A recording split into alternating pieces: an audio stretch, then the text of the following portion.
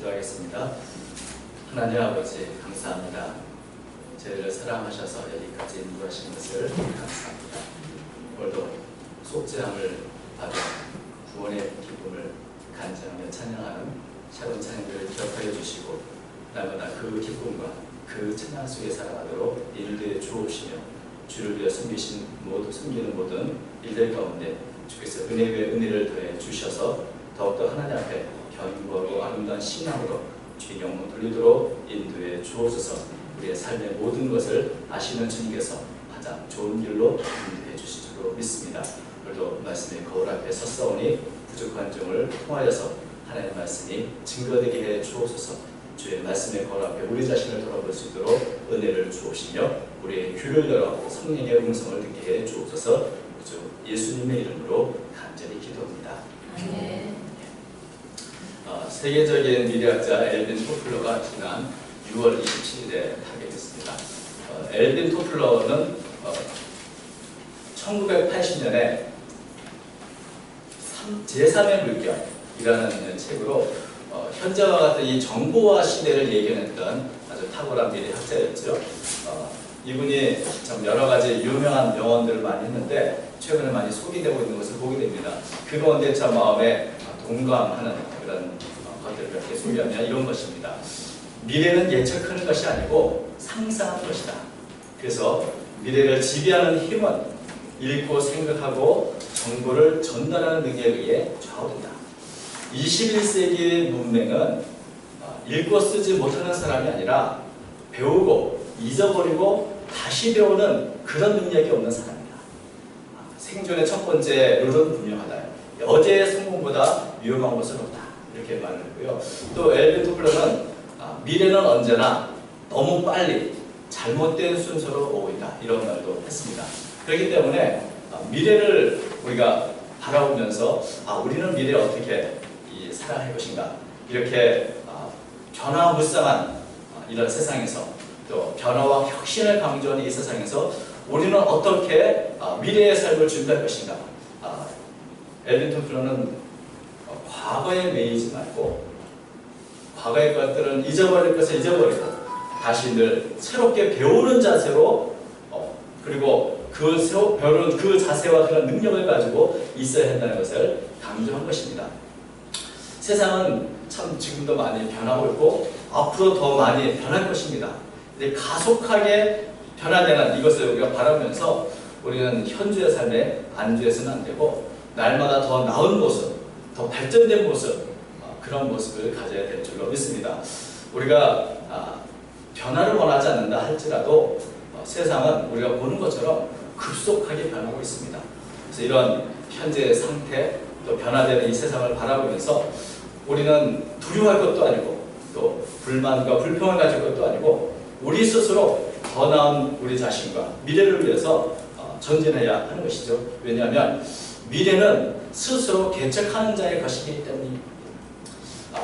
미래는 스스로 개척하는 자의 것이다. 이것은 누가 말했는지 아십니까? 여호수아가 말했습니다.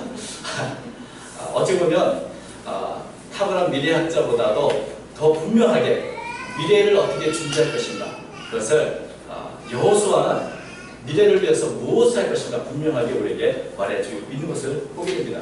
오늘 본문을 보면 요셉 자손들이 자신들의 분배받은 땅이 너무 적다 하고 이게 여호수아에게 불만을 터뜨리려부터 시작합니다. 요셉 자손이 여호수아에게 말하기를 여호와께서 지금까지 내게 복을 주심으로 내가 큰 민족이 되었거늘 당신이 나의 기업을 위하여 한 제비 한 분깃으로만 내게 주심은 어쩌함이 있는가 하니. 올해 이제 광야 생활에서 벗어나서 이제는 하나님의 땅, 가나안 땅, 적과 꿀이 흐르는 땅, 하나님의 약속의 땅, 이 가나안에 들어갔습니다. 가나안 땅에서 12지파가 저마다 자기 지분을 제비를 뽑았는데 요셉 자손은 여호수아 16장 1절 보니까 원래 2지파입니다. 에브라임과 므낫세 이 2지파이고 또 광야 생활 40년 동안에 2지파라서 각각 자기 몫을 열심히 해왔는데 정작 가나안 땅에서 제비를 뽑을 때는 요셉 자손이라는 이름으로 하나만 뽑았습니다. 바로 이것에 대해서 불만을 터뜨리는 것이죠. 우리들은 인구도 많고 우리는 큰 민족이고 또 지금까지 에브라임, 므낫세 두 지파로 이렇게 살아왔는데 왜 두 지파의 분깃을 받지 못하고 하나만 받아야 되는가 이렇게 주장을 한 것입니다. 이들의 주장은 상당히 맞는 것 같죠. 그런데 사실 정작 그 안을 잘 들여다 보면 맞지 않습니다. 왜냐하면 요셉 자손들은 지파를 제비를 한 목을 뽑은 것은 사실입니다. 하나만 뽑았습니다. 그러나 이들이 차지한 땅은 므낫세 지파를 둘로 나누어서 두 몫을 받았습니다. 그리고 에브라임이 받은 땅도 결코 좁은 땅이 아니고 이스라엘 지도를 보면 에브라임이 지금 분깃을 받은 땅은 가나안 땅의 가장 중심부, 그것도 아주 험준한 아주 그런 산악지대라기보다는 오히려 비옥한 땅이라고 할 수 있는 그런 땅을 받은 것입니다.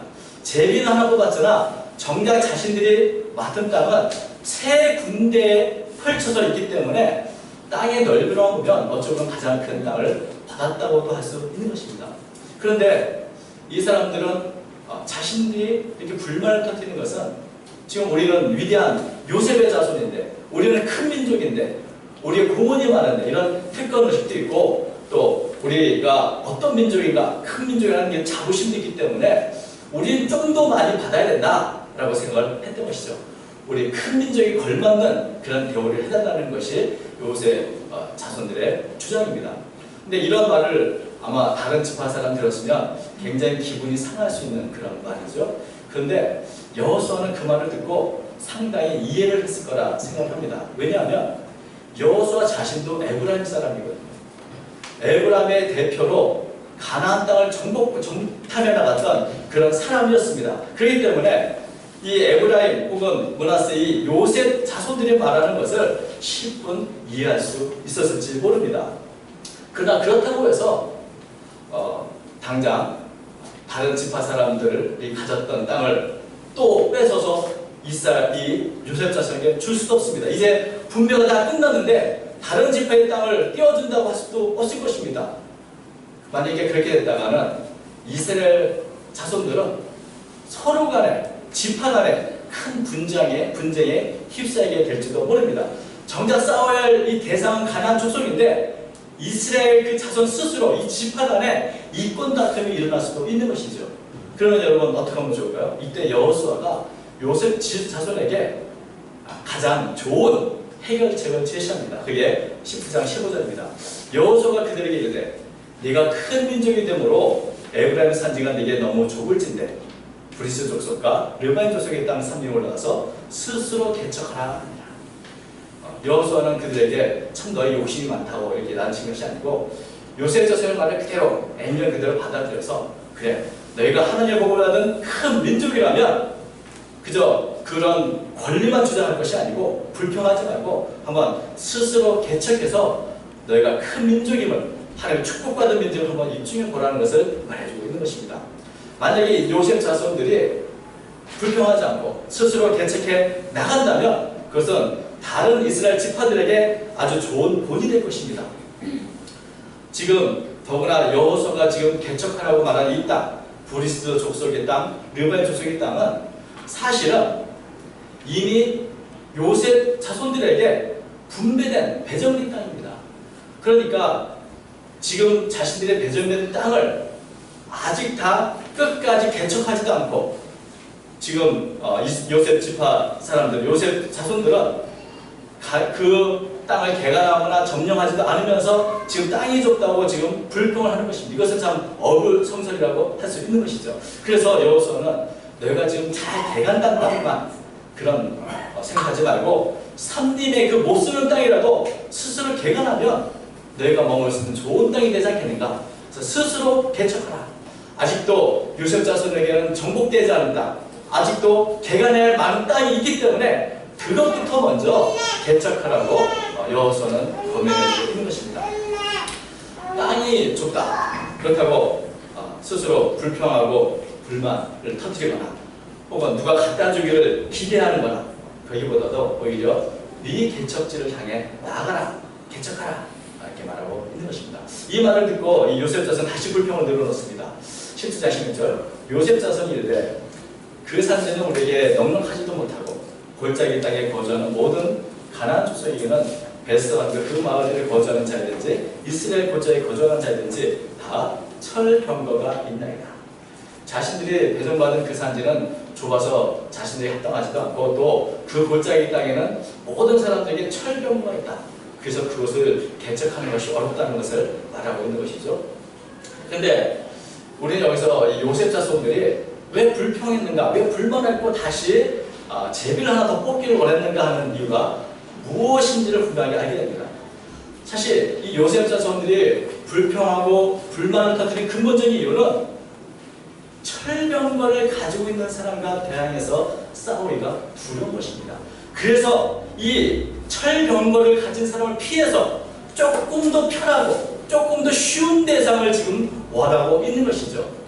이스라엘 백성들이 당시에 아직도 청동기 시대를 살고 있습니다. 그런데 이 가나안 족속은 이미 철병거와 철제 무기로 가지고 있는 철기 시대 초용을 살고 있습니다. 청동기 무기로 철제 무기와 대항해 싸운다는 것은 사실 거의 불가능한 일이라고 할 수 있을 것입니다. 그래서 요셉 자손은 철병거 있는 그런 이곳이 아니라 이곳을 피해서 조금 더 쉬운 대상, 쉬우면서 더 넓은 땅, 그것을 가릴 수 있는 방법을 생각한 것이죠. 그러다 보니 가장 좋은 법이 무엇입니까? 가장 쉬운 대상을 찾아서 가장 넓은 땅을 얻을 수 있다면 그것은 가장 좋은 방법은 다시 한번 제비를 뽑아보는 겁니다. 제비를 뽑아서 사실 철병거 없는 땅이 다시 뽑힌다면 얼마나 좋겠습니까? 여러분, 그렇다면 굳이 철병거 가진 사람과 싸우지 않아도 더 넓은 땅을 얻을 수 있을 것입니다. 이것은 마치 미래를 위해서 로또를 사는 사람하고의 심리가 굉장히 흡사한 것을 보게 됩니다.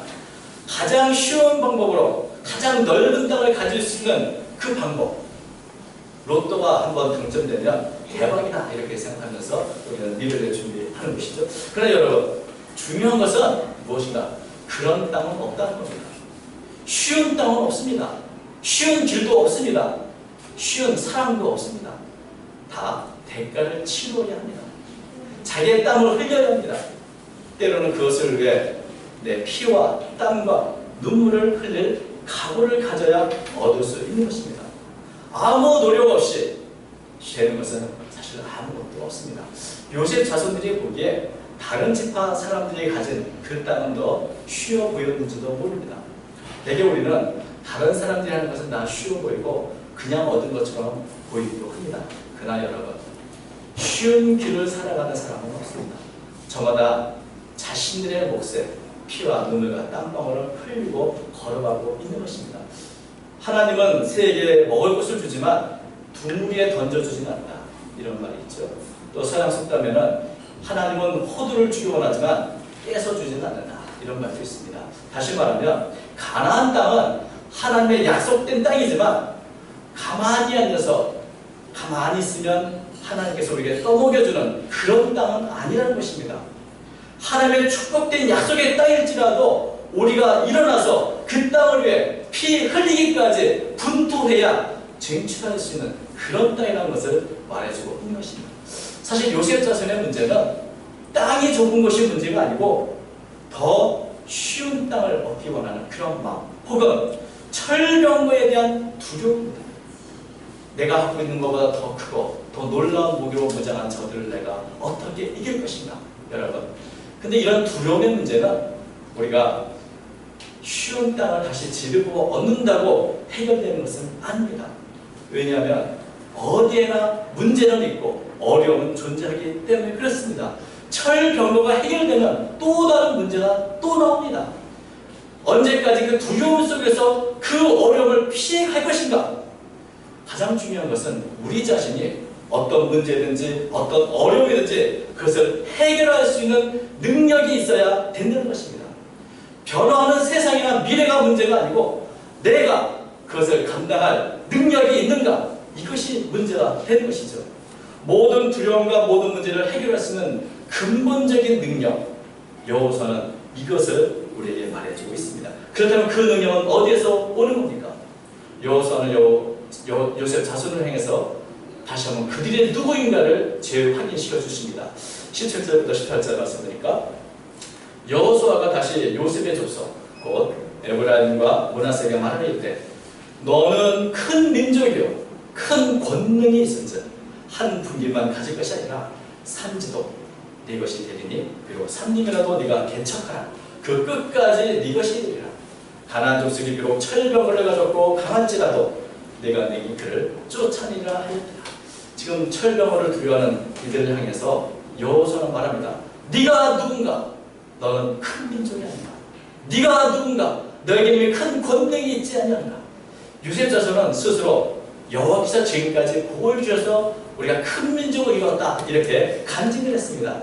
그러나 여러분 큰 민족이라는 것 자체는 이미 하나님의 큰 축복을 받았다는 것을 드러내고 그 안에 하나님의 권능이 함께하고 있음을 보여주는 것입니다.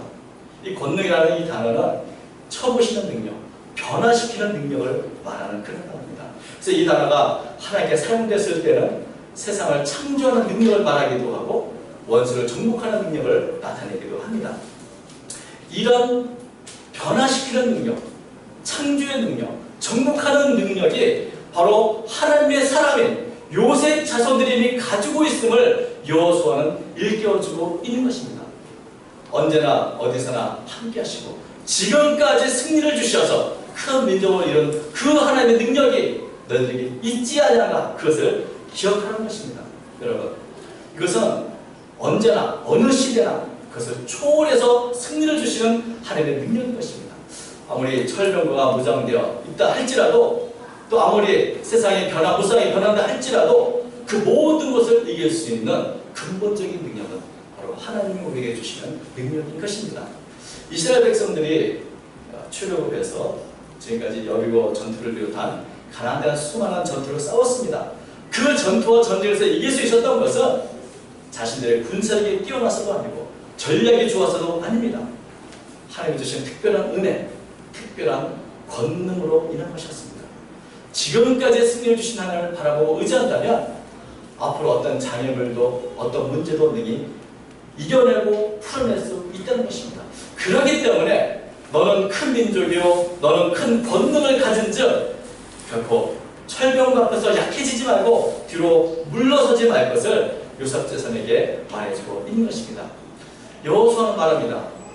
너희 말처럼 너희가 한 분깃만을 가지기에는 너희는 너무나 위대한 민족이다.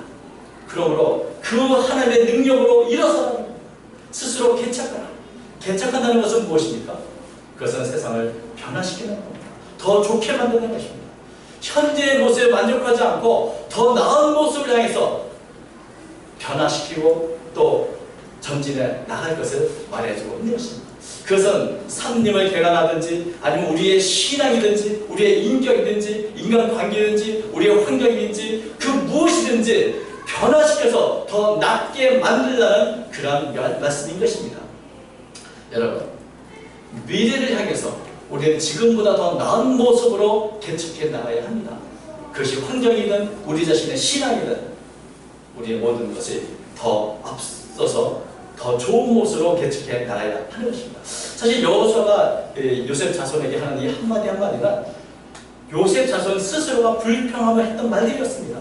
근데 여호수아는 이 말을 다시 반복해서 그 불평을 해결하는 방법은 결코 어렵다고 피해서도 안 되고 더 쉬운 것을 뽑는 것이 아니고 직접 너의 믿음으로 부딪혀야 할 것을 말해주고 있는 것입니다.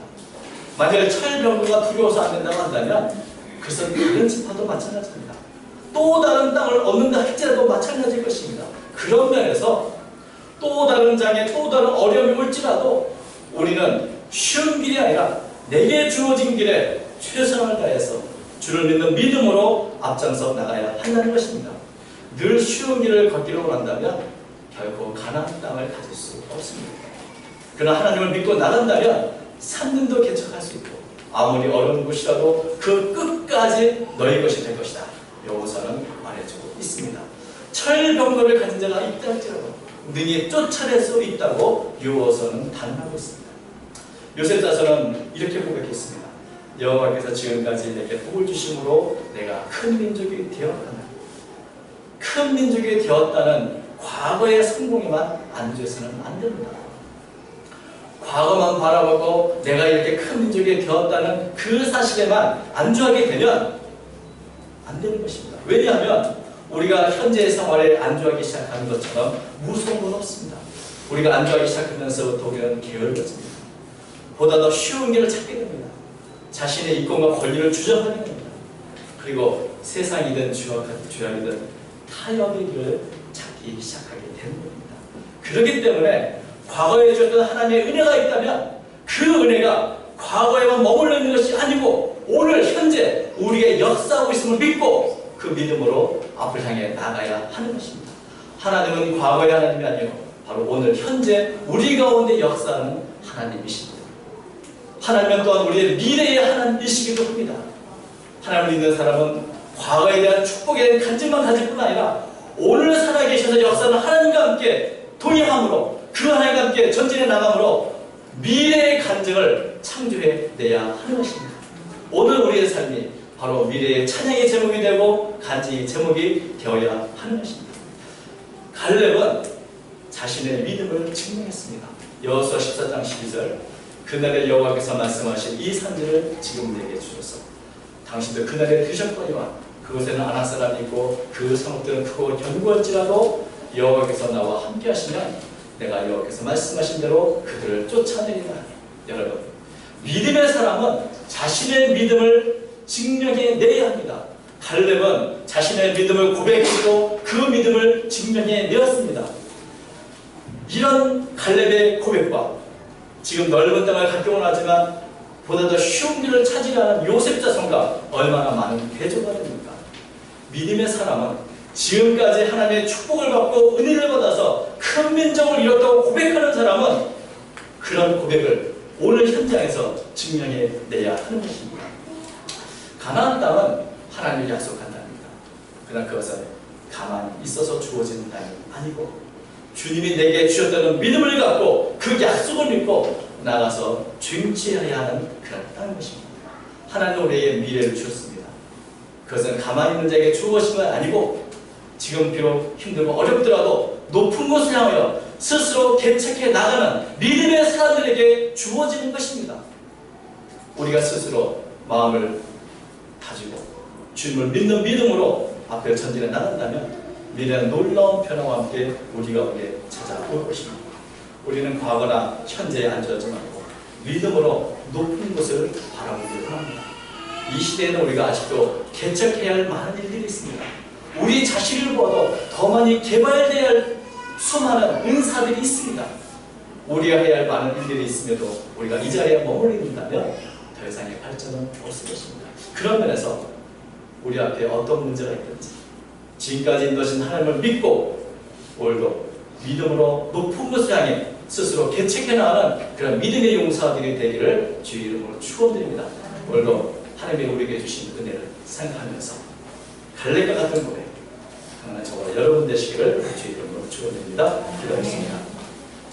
하나님 아버지, 우리 자신이 누구인가를 다시 한번 돌아보게 해주시고 우리가 하나님의 믿음의 사람이요 우리에게 큰 권능을 미주셨음을 깨닫게 하셔서 우리 앞에 있는 여러 어려움이 있을지라도 믿음으로 잘 극복해 나가도록 인도하여 주옵소서.